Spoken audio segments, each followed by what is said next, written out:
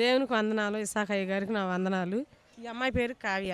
3 సంవత్సరాల దాకా గర్భిణీ రాకపోతే మా అమ్మాయి బాధపడుతుంది. మేనరకం ఇచ్చారు, నాకు పిల్లలు పుట్టరు అంట, అది ఇది అని అంటుంది. పుడతారులే అమ్మాయి అని మా అమ్మాయి చెబుతున్నాం. పుడతారులే నెలకి ఎట్నే మా ఊరోళ్ళు వెళ్ళి వస్తుంటే ఇసాక్ గారికి అడిగిపోతే పుడుతున్నారు అమ్మాయి అని అంటే వచ్చాము.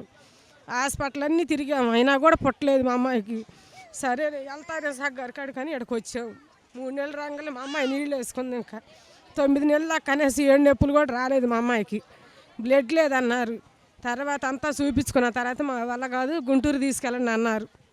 గుంటూరు తీసుకెళ్ళండి అంటే కూర్చొని మేము ఏడుతున్నాం.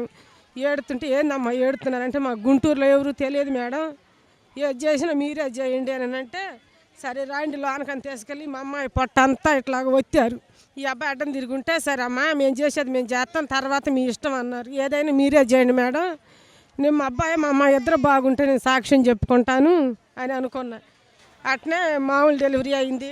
దేవుడు దీవించును కాక ఇచ్చాను సాక్ష్యాన్ని.